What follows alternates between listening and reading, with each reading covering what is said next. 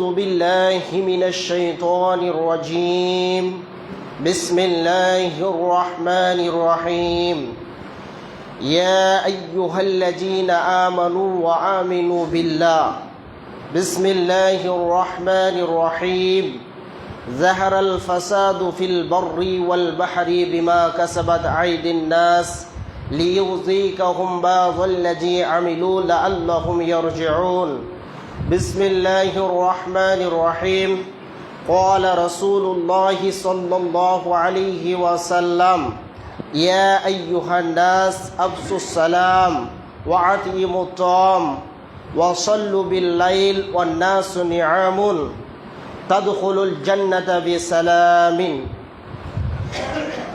সমস্ত প্রশংসা সেই বিশ্ববিধাতার আরশে আজিমে, যে মহান আল্লাহ তাবারক ওয়া তাআলা আমাদেরকে সর্বের সেরা অতি উত্তম করে বানিয়েছেন, যে মহান মুনিবের দয়ায় কৃপায় অনুগ্রহে আজকে আমরা বিভিন্ন কর্মব্যস্ততার ভিতর দিয়েও তিনার পবিত্র স্থানে আসার সুযোগ বানিয়ে দিয়েছেন। এর জন্য সেই মহান মুনিবের দরবারে একবার প্রাণ খুলে শুকরিয়া জ্ঞাপন করি। তাই সকলে অন্তরের অন্তঃস্থল থেকে বলি আলহামদুলিল্লাহ।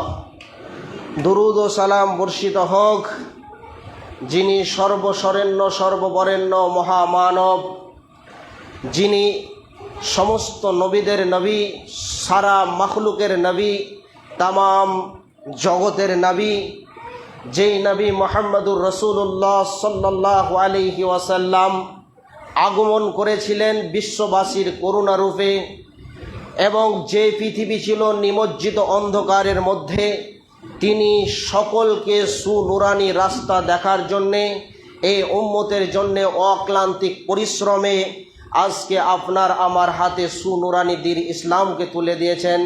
সেই মহান মানবের প্রতি লাখ কোটি দুরূদ ও শান্তির ধারা বর্ষিত হোক। তাই সকলে বলুন সাল্লাল্লাহু আলাইহি ওয়াসাল্লাম, আল্লাহুম্মা সাল্লি আলাইহি, আল্লাহুম্মা বারিক আলাইহি, আল্লাহুম্মা আমিন।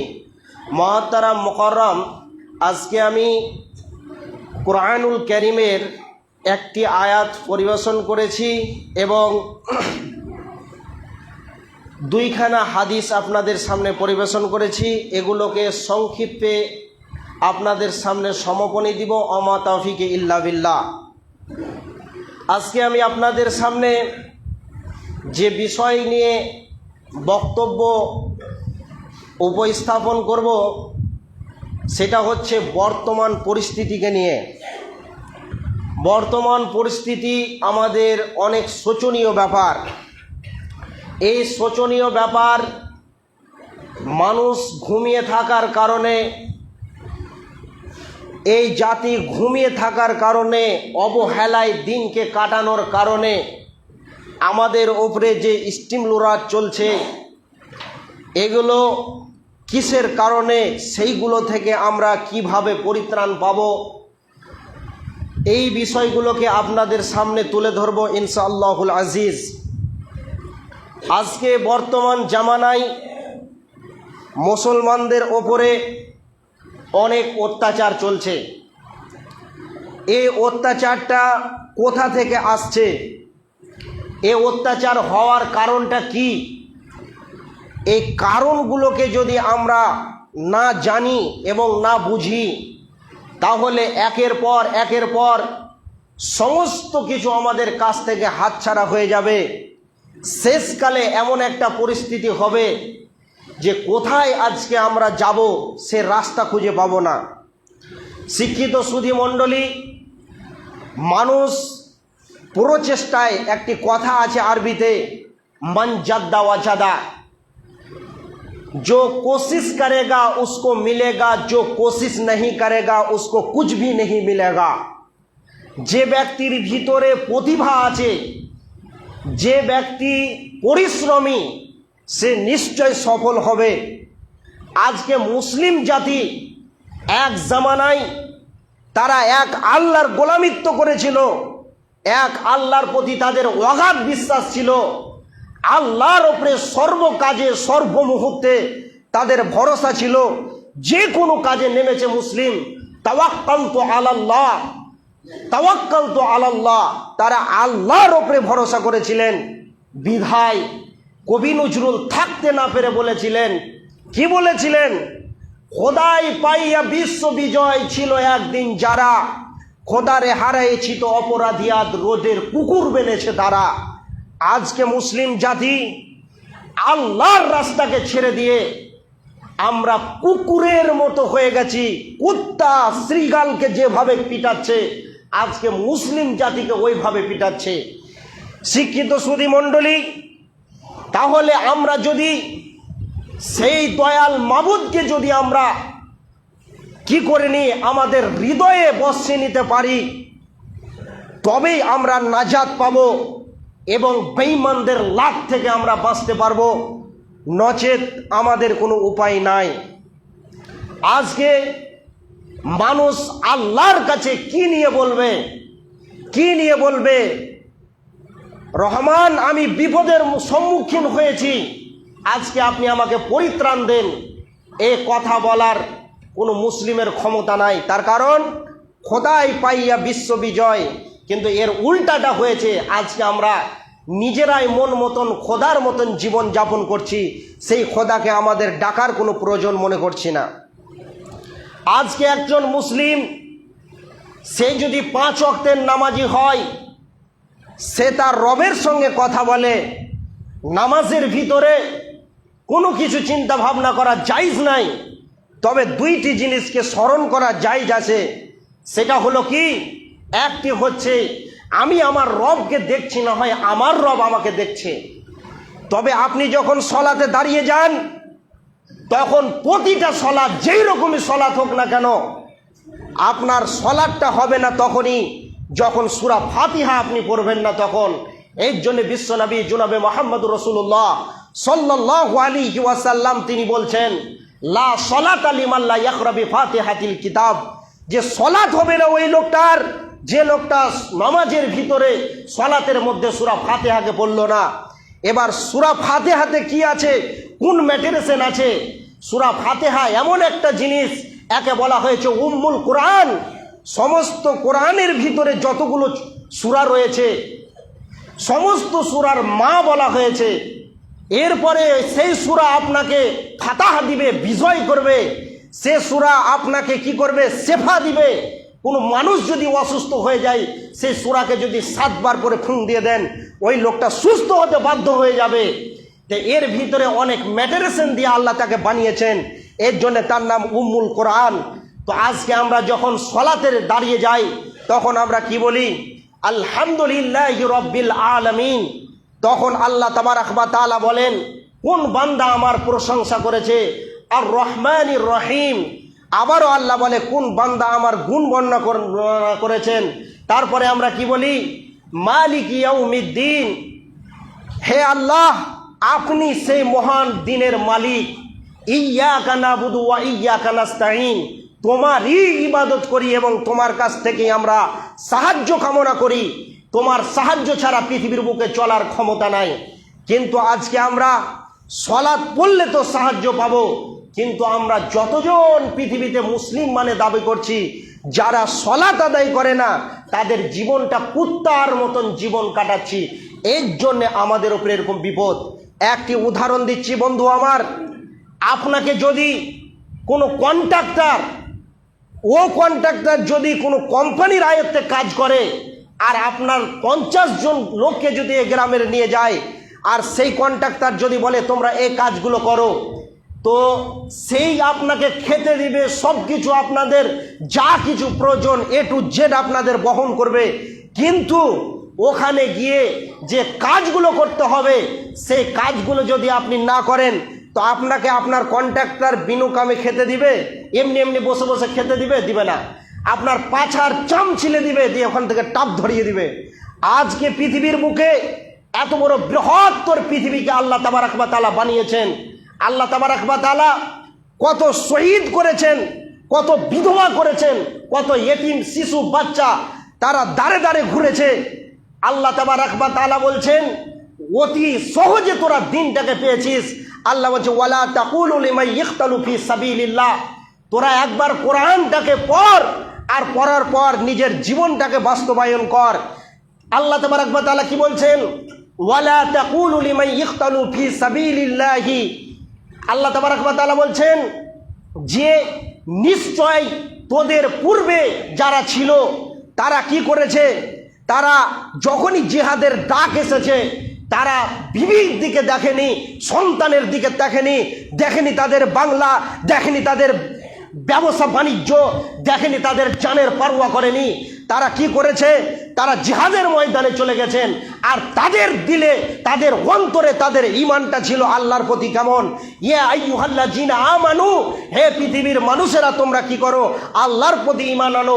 ওয়া আমিনু বিল্লাহ, আল্লাহরই উপরে তোমরা ঈমান আনো। আল্লাহর উপরে তাদের ভরসাটা কেমন ছিল?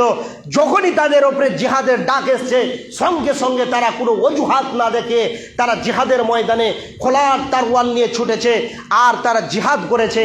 আজকে আমাদের সামনে যদি এইরকম একটা পরিস্থিতি হয়ে যায়, আজকে বেঈমানরা পলিটিশিয়ান করে করে করে করে যখনই দেখছে যে আমার রাজনৈতিক গদি থাকবে না, তখন তারা এই জনসাধারণের মানুষকে অনেক রকমভাবে হুমকি দেখাচ্ছে।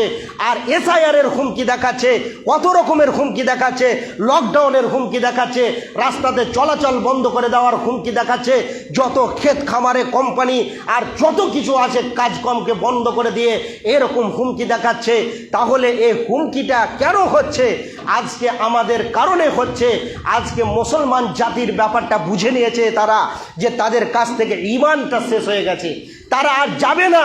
তাদের জিহাদের তামান্না অন্তরের ভিতরে নাই, তাদের ঈমানে আর জিহাদের তামান্না নাই। কিন্তু সাহাবা ইবনে মাজমাইনদেরকে যখনই আল্লাহর নবী বলেছেন তখনই তারা প্রস্তুত। একজন জালেম বেঈমান ছিল, বাহরাইন সম্রাট ইবনে সারওয়ার, সেই বেঈমানের নাম। সে ব্যক্তি পরক্ষণ করে ঈমান এসেছিলেন। ইবনে সারওয়ার রাদিয়াল্লাহু তাআলা আনহু তার পিছনে নাম লাগিয়েছিলেন। তো ইবনে সারওয়ার রাদিয়াল্লাহু তাআলা আনহু কুখ্যাত একজন বেঈমান, এবং তার যা ক্ষমতা এবং দবদবানি ছিল বিশ্বকে সে কাঁপিয়েছে। মক্কা মদিনা আর সেই বাহরাইনকে সে তার ক্ষমতায় কাঁপিয়েছে। সেই বেঈমান বাদশাহ, এত খতরনাক বাদশাহ, ইমানদার, আল্লাহর উপরে ঈমান, নবী মুহাম্মদের উপরে ঈমান যারাই এনেছে তাদেরকে সেই বাহরাইনের মাটিতে টিকতে দেয়নি। এই রকম একজন বেঈমান বাদশাহ, তার কাছে যেই দিনের দাওয়াতের কথা বলতে যাবে সে আর কোনোদিন ফিরে আসতে পারবে না। আল্লাহর নবী জনাবে মুহাম্মদুর রাসূলুল্লাহ, সকলে একবার মহব্বতের সঙ্গে বলেন সাল্লাল্লাহু আলাইহি ওয়াসাল্লাম। বিশ্বনবী একখানা চিঠি লিখলেন। চিঠি লেখার পর বিশ্বনবী এলান করছেন, আমি বাহরাইন সম্রাট ইবনে সারওয়ারকে একখানা চিঠি লিখেছি, তোমাদের মধ্যে থেকে কে যাবে আমার চিঠিখানা ওই বেঈমান সারওয়ারকে পৌঁছে দিয়ে আসবে। আল্লাহর নবী যখন এলানটা করছেন কেউ উঠছে না। ওই মধ্যখানে যখন একজন যুবক উঠে দাঁড়ালেন, সেই ব্যক্তিটার নাম হলো হযরতে সাঈদ রাদিয়াল্লাহু তাআলা আনহু। তিনি যখন উঠে দাঁড়ালেন তখন ওর সঙ্গে লাব্বাইক লাব্বাইক দিয়ে আল্লাহর নবী যখন বললেন, সাঈদ তোমাকে আমি একা ছাড়বো না, তখন বিশ্বনবী জনাবে মুহাম্মদ রাসূলুল্লাহ সাল্লাল্লাহু আলাইহি ওয়াসাল্লাম বললেন, এর সাথে তোমাদের আর সঙ্গী কে হবে বলো? তখন এক ধার থেকে উঠতে উঠতে উঠতে উঠতে 30 জনের কাছাকাছি সেই সাহাবারা উঠে দাঁড়ালেন। আর তিনারা কোথায় চলে গেলেন? ইবনে সারওয়ারের রাজ দরবারে গেছেন। এমন সময় বিশ্বনবী বলছেন, তোমরা তো ওই জায়গাতে যাবে, তার আগে তোমরা কি করো? তোমাদের আত্মীয় স্বজনদের সঙ্গে মুলাকাত করে নেন। তোমরা তোমাদের আত্মীয় স্বজনদের সঙ্গে মুলাকাত করে নাও। এই কথাটা বলছেন কেন রাসূল? যে তোমাদেরকে এমন একজনের কাছে পাঠানো হচ্ছে যে তোমরা আর ফিরে নাও আসতে পারবে, ফিরে নাও আসতে পারো, এই জন্য তোমাদেরকে বলছি যে তুমি চলে যাও। সেই সাহাবী 30 জন সাহাবী তিনাদের বাড়িতে গেলেন, মুলাকাত করলেন। অনেক সময় এ সময় অ্যাপ্রোচিং হবে না, শেষ হয়ে যাবে। আমি শর্টলি করে বলছি যে তিনি যখন হযরতে সাঈদ রাদিয়াল্লাহু তাআলা আনহু যখন তিনার বাড়িতে দেখা করতে গেলেন, তার মাকে বলছেন, আম্মু বিশ্বনবী আমাকে একখানা চিঠি দিয়েছেন, এই চিঠিখানা বাহরাইন সম্রাটকে পৌঁছে আসতে হবে। এরপরে মাকে যখন বললেন, মা তো জানে যে ওই বাদশাহ কত খাতারনাক বাদশাহ, সে জালেম কত বড় খাতারনাক, তাহলে ওই জায়গা থেকে আমার আর কলিজার টুকরা নয়নের পুতলি আমার সন্তান আর ফিরে আসবে না। তখন তেনার মা দোয়া করছে, আল্লাহ বিশ্ব নবীর চিঠি পৌঁছানোর পর তাকে আমার কাছে অক্ষত অবস্থায় ফিরিয়ে দিও। যখন এই দোয়া দিলেন, হযরতে সাঈদ রাদিয়াল্লাহু তাআলা আনহু তিনি মায়ের সঙ্গে মুলাকাত শেষ করে তিনি কোথায় গেলেন? নিজের বিবির কাছে গেলেন।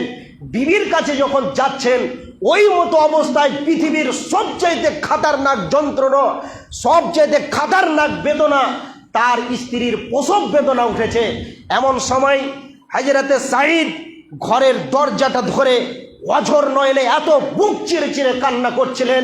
সেই সাঈদ তারপরে যখন কান্না করতে করতে করতে করতে আর কোনো কথা বললেন না, কারণ সাহাবীরা ছিলেন বিচক্ষণ এবং ট্যালেন্টেড, যে একটি মানুষ এখন এক জায়গাতে একটা বিয়োগ, একটা ব্যথা, একটা বেদনা, একটা যাতনায় রয়েছে, তারপরে যদি ফের আমি বলি যে আমি এক্ষুনি রসুলের চিঠি নিয়ে চললাম, তবে দুই দিককার নোট মনে হয় তারা সামলাতে পারবে না।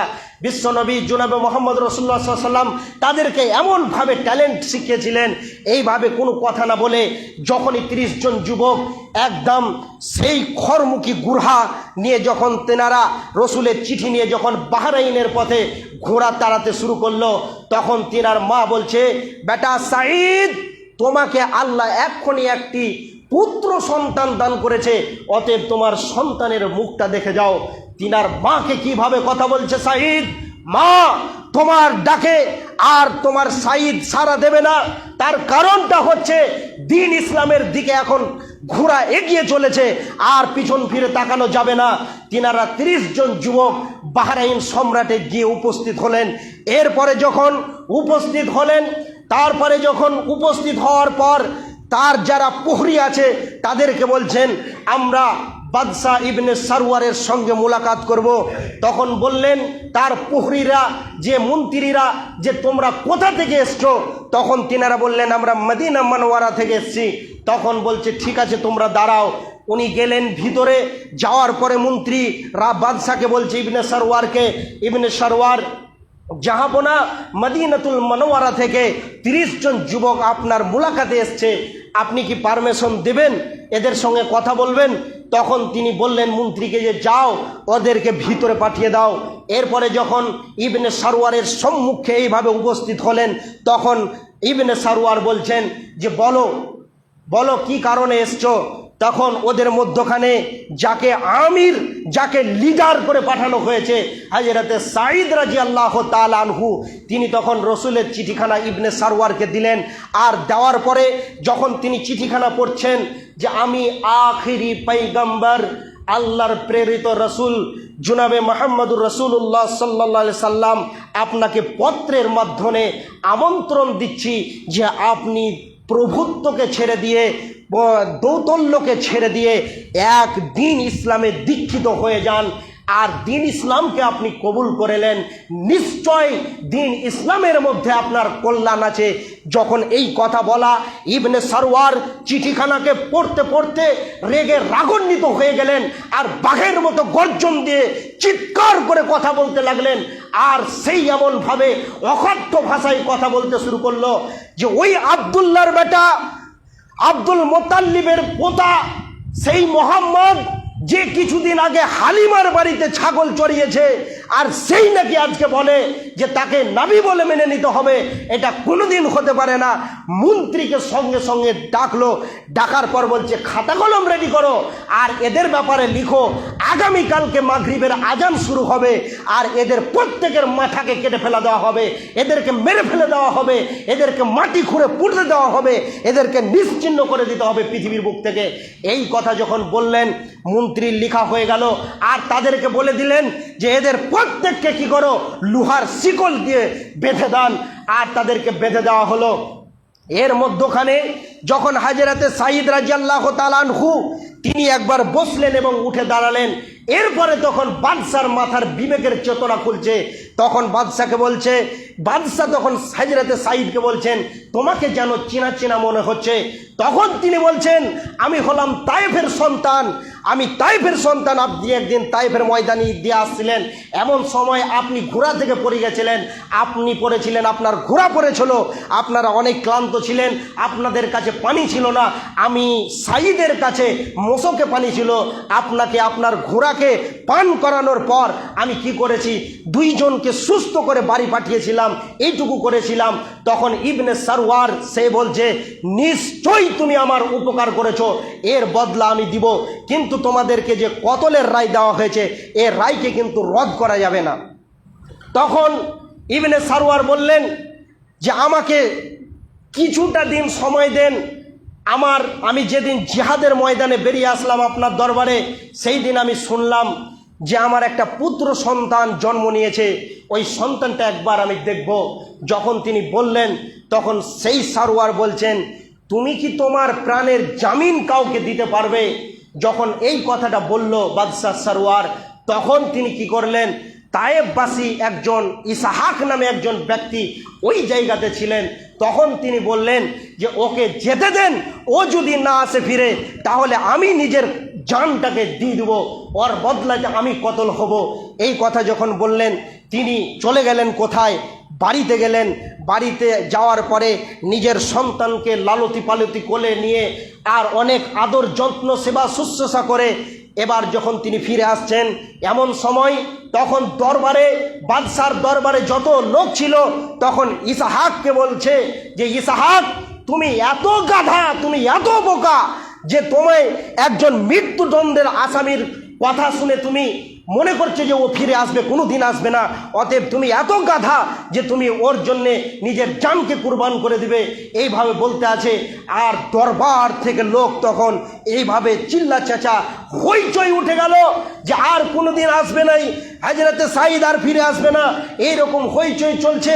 এমন সময় মাগরিবের ওয়াক্ত ঘনিয়ে আসছে, আর জাল্লাদ একদম তরবারি নিয়ে দাঁড়িয়ে আছে আর সমস্ত সাহাবীদেরকে কেটে ফেলে দিবে। এই রকম অবস্থায় যখন লোক হইচই করছে, এমন সময় হযরতে সাঈদ ঘোড়া দাঁড়িয়ে তিনি চলে আসলেন। আসার পর ইসহাককে টেনে সরিয়ে দিয়ে বুকে জড়িয়ে ধরে অঝর নয়নে কাঁদছেন, আর কাঁদতে কাঁদতে দাড়ি মুবারক ভিজছেন। আর এমন সময় হযরতে ইসহাককে বলছেন, ভাই ইসহাক, আর আমি পৃথিবীর বুকে বেশি টাইম থাকবো না, অতএব আমাকে তুমি মাফ করো, এর বদলা নিশ্চয় তোমার সঙ্গে একদিন আমার দেখা হয়ে যাবে, এর বদলা বিনিময় হবে। এইভাবে যখন কথাটা বলছে, আর তিনি ওখান থেকে সরিয়ে দিলেন জ্বালা দিয়ে, ইবনে সারওয়ারকে বলছেন, ইবনে সারওয়ার, এই কাজ আমি আর করতে পারবো না। যাদের ভাষা, যাদের ঈমান এত তীক্ষ্ণ, যারা নিজের জানকে পরোয়া করে না, যাদের জবানের ভাষার এত মূল্য, তাহলে এই রকম মহামানবদেরকে কতল করার ক্ষমতা আমার নাই। এইভাবে হযরতে ইবনে সারওয়ারকে যখন তার গোলামকে যখন বলছে, এইভাবে বলতে বলতে বলতে যখন এই রকম বললেন যে এই রকম মহামানবদেরকে কতল করার আমার ক্ষমতা নাই, তখন ইবনে সারওয়ার গদি থেকে লাফিয়ে উঠে হযরতে সাঈদ রাদিয়াল্লাহু তাআলা আনহুকে বুকে জড়িয়ে ধরে বলছে, ভাই তুমি এমন ভাষা, এমন চরিত্র, এমন আখলাক তুমি কোথা থেকে শিখেছো? তখন ইবনে সারওয়ারকে বলছেন হযরতে সাঈদ, ইবনে সারওয়ার, আজকে যদি আপনি আমাকে দেখে যদি এত মাতোয়ারা হয়ে যান, আমাকে দেখে যদি আপনি এত পাগল হয়ে যান, আমরা তো সেই জেরক্স কপি, কিন্তু অরিজিনালটা বসে আছে মদিনা মারওয়ারায় মসজিদে নববীতে জনাবে নবী মুহাম্মদুর রাসূলুল্লাহ সাল্লাল্লাহু আলাইহি সাল্লাম, সেই ব্যক্তিকে যদি আপনি দেখেন তবে আপনার কলিজাটাকে চিরে ফেরে বের করে রসুলের পায়ের কাছে দিতে মন যাইবে। অতএব এইরকম মহামানব ইবনে সারওয়ার সেই সাঈদের সঙ্গে ঘোড়া দাঁড়িয়ে আবার চলে গেলেন। তারা এক সেকেন্ড বিলম্ব করলো না, সময়টাকে, সমস্ত কাজকে বাদ দিয়ে কি করলো, রসুলের হাতে হাত দিয়ে আশহাদু আল্লা ইলাহা ইল্লাল্লাহ ওয়া আশহাদু আন্না মুহাম্মাদান আবদুহু ওয়া রাসূলু করে দিন ইসলামের ভিতরে দীক্ষিত হয়ে গেলেন। তাহলে শিক্ষিত সুধী মণ্ডলী, তাদের ঈমান, তাদের ইয়াকিন, তাদের বিশ্বাস কেমন ছিল আল্লাহর ওপরে। আর আজকে আমাদের ঈমান, এ জাতি জিহাদ করবে, এরা তো পাক্কা মুনাফিক, এরা তো পাক্কা মুশরিকের মতন জীবনযাপন করছে। আজকে বছরে সপ্তাহে 52টা জুম্মা হয়, বছরে 52টা জুম্মাতে নামাজের তালিম দেওয়া হয়, কিন্তু এই মুনাফেক জাতি জীবনে পরিবর্তন হবে না। এরা বিজেপি, বজ্রম, শিবসেনা, এসএসআই আর আপনার কিনা বিজেপি বজ্রমের এরা চাবুক খাওয়া মুসলমান, এরা জীবনে পরিবর্তন হবে না। এদের মুখে দাড়ি এরা রাখতে পারবে না।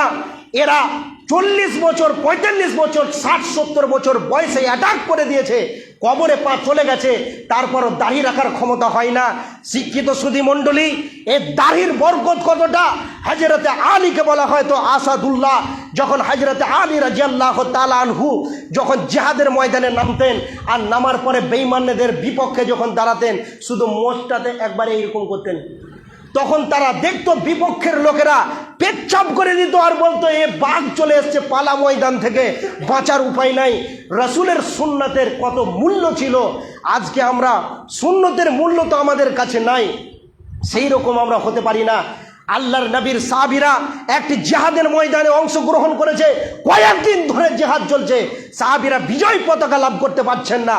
তখন সাহাবা ইবনে মাজমাইন রাদিয়াল্লাহু তাআলা আনহুরা বলছে আমাদের কোনো জায়গাতে ত্রুটি হচ্ছে, আমরা বসি। তারপরে যখন আপসের মধ্যে বসে আলোচনা শুরু করলেন, তখন বলছে কয়েকদিন ধরে আমরা মিসওয়াক করিনি, যদি কেউ মিসওয়াক করে সলাতে আসে তার সলাতের নেকি হবে 70 গুণ বেশি। তো এই সলাতে এতটুকু রসুল ফজিলত বর্ণনা করেছেন, এই মিসওয়াক করেনি, আমাদের এটা ত্রুটি হচ্ছে। যখনই সাহাবা ইবনে মাজমাইন রাদিয়াল্লাহু তাআলা আনহুরা সকালবেলায় গাছের ডাল ভেঙে মুখে ভরেছে, কাফের বেঈমানরা এমনিতে ময়দান ছেড়ে পালাতে লেগেছে। আজকে আমরা তাদের উত্তরসূরি, তারাই আমাদেরকে সেই রকম শিক্ষা দিয়েছে। আজকে আমরা বেঈমান, আমরা রসুলের রীতিকে মানতে পারি না, বেঈমানের মতন জিন্দেগি করছি। এত শোনার পরে যদি যারা আমল না করে তারা হলো বেঈমান, তারা হলো মুনাফেক, তারা হলো মুনাফেক। কারণ মুনাফেক জীবনে পরিবর্তন হয় না। শিক্ষিত সুধী মণ্ডলী, আজকে নবী মুহাম্মদ সাল্লাল্লাহু আলাইহি ওয়াসাল্লাম কি বলছেন? ক্বালা রাসূলুল্লাহ সাল্লাল্লাহু আলাইহি ওয়াসাল্লাম মাসালুল্লাযী ইয়াযকুরু রাব্বাহু, যে ব্যক্তি কি করে আল্লাহ তাবারাক ওয়া তাআলার জিকির করে, যে বান্দা তার আপন রবের জিকির করে, ওয়া মাসালুল্লাযী লা ইয়াযকুরু রাব্বাহু, এবং যে ব্যক্তি তার আপন রবের জিকির করে না, ওয়া মাসালুল হাইয়াতি ওয়াল মাইয়াত, ওই লোকটি হলো, ওই লোকেদের দৃষ্টান্ত হলো মৃত্যু এবং জীবিতের মতো। অর্থাৎ মাসালুল্লাযী ইয়াযকুরু রাব্বাহু, যে ব্যক্তি তার আপন রবের জিকির করে সেই লোকটি হলো জীবিত ব্যক্তি, আর যে ব্যক্তি ও মাসালুল্লাযী লা ইয়াযকুরু রাব্বাহু, যে ব্যক্তি তার রবের জিকির করে না, মাসালুল হাইয়াতি ওয়াল মাইয়াত, যে ব্যক্তি হলো মৃত মানুষ, সেই ব্যক্তি হলো মৃত মানুষ। অতএব আজকে আমরা যারা সলাতের মতন ইবাদত করতে পারি না, এরা হলো মৃত্যু, এরা জীবিত নয়। এদের মতো নিকৃষ্ট আর কেউ হতে পারে না। বিশ্বনবী জনাবে মুহাম্মদ রাসূলুল্লাহ সাল্লাল্লাহু আলাইহি ওয়াসাল্লাম বলছেন যে তোমরা কি অতি আসানে জান্নাতে যেতে চাও, তোমাদের কোনো কষ্ট হবে না, তবে 3খানা জিনিসের উপরে আমল করো। 1 নম্বরে বিসমিল্লাহ, রাসূল সাল্লাল্লাহু আলাইহি ওয়াসাল্লাম বলছেন, ক্বালা রাসূলুল্লাহ সাল্লাল্লাহু আলাইহি ওয়াসাল্লাম, রাসূল সাল্লাল্লাহু আলাইহি ওয়াসাল্লাম বলছেন, ইয়া আইয়ুহান নাস, হে পৃথিবীর মানুষ সকল তোমরা শুনো, আফসুস সালাম, তোমরা বেশি বেশি করে তোমরা কি করো, নিজেদের মধ্যে আপসের মধ্যে সালাম বিনিময় করো। ওয়া আতইমুতম, এবং পরিচিত অপরিচিত অন্য জায়গার লোক যদি তোমার গ্রামে প্রবেশ করে তাহলে সেই লোকটির খাওয়ার ব্যবস্থা করো। তারপরে আল্লাহর নবী বলছেন ওয়াসিয়ে থাকবে, অর্থাৎ সারা পৃথিবী ঘুমিয়ে থাকবে, সেই সময়তে তুমি কি করো, উঠে সলাত আদায় করো, তবেই তুমি জান্নাতি পাবে, হতে পারবে, নচেত হতে পারবে না। তাহলে সলাতই আমাদেরকে জান্নাতে পাঠাতে পারে। তবে আমরা শিক্ষিত সুধী মণ্ডলী, আজকে আমাদের অবহেলার কারণে আমাদেরকে এই রকম ধরনের পিটানি আমাদের উপরে এসছে। অতএব আমরা যদি পরিবর্তন হই তবে অবশ্যই আল্লাহ তাবারাক ওয়া তাআলা আমাদেরকে জান্নাতে দিবেন। এবং এই যে অত্যাচারের উপরে অত্যাচার, এইভাবে নির্যাতন নিষ্পেষণ চলছে, কোনো জায়গাতে গিয়ে মুসলমান শান্তিতে দিন রাত কাটাতে পারছে না, এটা কাউরি দোষ দিয়ে লাভ নয়। আজকে আমরা লাইনচ্যুত হয়েছি বিধায় আমাদের উপরে এরকম বিপদ আসছে। তাই আল্লাহ তাবারাক ওয়া তাআলা বলছেন, জাহারাল ফাসাদু ফিল বাররি ওয়াল বাহরি বিমা কাসাবাত আইদিন নাস লিইউজিকাহুম বাজাল্লাযী আমিলু লাআল্লাহুম ইয়ারজিউন। এই রকম বিপদ যদি তোদের উপরে না আসে, তোরা আমি রবকে তোরা স্মরণ করবি না। বিধায় আজকে আমাদের এই হাত পায়ের আমাদের চলাফেরা উঠা বসার কারণে আমরা জাহান্নামের লিস্টে চলে যাচ্ছি এবং বেঈমানদের হাতে লাত খাওয়ার আমরা নিজেরাই প্রসেস বানিয়েছি। অতএব মুসলমান তখনই বিজয় লাভ করবে যখন তারা আল্লাহর ইবাদত করবে। এই বলে আজকে আমি আমার বক্তব্য শেষ করছি। আল্লাহ তাবারক ওয়া তাআলা আমাদেরকে বেশি বেশি করে আমল করার তৌফিক দান করুন। সকলে বলেন আল্লাহুম্মা আমিন। শিক্ষিত সুধী মণ্ডলী, আর একটি কথা আপনাদেরকে বলি, সোশ্যাল মিডিয়ায় মোবাইল ফেসবুকে হাত দিতে মাত্র মমতাকে ভোট দিতে হবে না। এ চোর ও চোর, হ্যান চোর, এটা চোর ওটা চোর, এইভাবে অনেক কথা শুনছেন। এই ভোট আপনার বহু মূল্যবান। অতএব বিবেক বিবেচনা দিয়ে কাজ করবেন। আবেগে গাকে ভাসিয়ে দিয়ে কোনো জায়গাতে আপনি ঢলে পড়বেন না। আপনি এটা খেয়াল রাখবেন। এবং এই ভোটে যদি মমতা ব্যানার্জি যদি পাস না করে, তাহলে বুঝলেন যতগুলো নাগরিকের ভোটার কার্ডের ডিডি দিয়েছে, তার মানে জেনলেন ডাউটফুল, এরা পশ্চিম বাংলার নাগরিক নয়, ভারতের নাগরিক নয়। আসামে যেভাবে ডিটেনশন ক্যাম্প বানিয়ে তাদেরকে জবরদস্ত উঠিয়ে নিয়ে গিয়ে তাদেরকে ভরেছে, সেই রকম কিন্তু হয়ে যাবে। অতএব একটি ভোটের অনেক মূল্য। কাউরি কথা শুনে আপনি এদিক ওদিক কোনো রকম লাইনচ্যুত হবেন না, কারণ উন্নয়ন তাকেই করতে হবে। খবরদার, আপনি সামনেই মনে হয় বৃহস্পতিবারের দিন শুরু হয়ে যাবে। অতএব খবরদার, কাউরি কথা শুনে ফেসবুক, ইন্টারনেট আর ইনস্টাগ্রামের কথা শুনে আপনি লাইনচ্যুত হবেন না, না হলে ভাই বিপদ এমনভাবে আসবে আর রাস্তা থাকবে না। অতএব আজকে এই বলে আমি আমার বক্তব্য সমর্পণিক দিলাম। শিক্ষিত সুধী মণ্ডলী, আজকে আমরা সেই ইতিহাসগুলোকে মূল্যায়ন করব এবং আজকে আমরা যদি সামান্যটুকু সলাটটা না আদায় করতে পারি, তাহলে এ জাতি কি করে জিহাদ করতে পারে? জিহাদ আজকে আমাদের জন্য খুব ভারী, কিন্তু আল্লাহ রসুল সাল্লাল্লাহু আলাইহি ওয়াসাল্লাম বলছেন যে জিহাদ এমন একটি ইবাদত, পৃথিবীর মানুষ দেখে যে ওই লোকটাকে নির্যাতনভাবে তার লোক কাটছে, কান কাটছে, চোখ তুলে নিচ্ছে আর এইভাবে নির্যাতন করে করে মারছে, কিন্তু আল্লাহ রসুল সাল্লাল্লাহু আলাইহি ওয়াসাল্লাম বলছেন ওই লোকটাকে এভাবে হত্যা করা হচ্ছে, কিন্তু ওই লোকটার কষ্ট কতটুকু হয়, একটা পিপিলিকা তাকে দংশন করলে যে পরিমাণ ব্যথা হয়, সেই পরিমাণ হয় একজন শহীদ ব্যক্তির। অতএব শহীদ হতে গেলে কি ফায়দা আছে? আপনার জীবনে যা কিছু গুনাহ আছে, আপনার এক ফোঁটা রক্ত জমিনে পড়ার আগে তার জীবনের সমস্ত গুনাহগুলোকে সাদকা করে দেন, আল্লাহ মাফ করে দেন। অতএব জান্নাতে যেতে গেলে সব সময় জিহাদের তামান্না এবং আল্লাহর ইবাদত, এই যে বললাম হাইয়াতি ওয়াল মাইয়াত, যে লোকটা আল্লাহর ইবাদত করে সে হলো জীবিত ব্যক্তি, যে করে না সে হলো মৃত ব্যক্তি। আপনি বেঁচে আছেন কিন্তু আপনি মৃত ব্যক্তি। অতএব লক্ষ্য রেখে আমাদেরকে জীবনযাপন করতে হবে। আল্লাহ যেন আমাদেরকে বেশি বেশি করে আমল করার তৌফিক দান করেন। সকলে এবার মুখ খুলেন, বলেন আল্লাহুম্মা আমিন। কুল হুয়াল্লাহু আহাদ, আল্লাহুস সামাদ, লাম ইয়ালিদ ওয়া লাম ইউলাদ ওয়া লাম ইয়াকুল লাহু কুফুয়ান আহাদ। আল্লাহুম্মা সাল্লি আলা মুহাম্মাদ ওয়া আলা আলি মুহাম্মাদ কামা সাল্লাইতা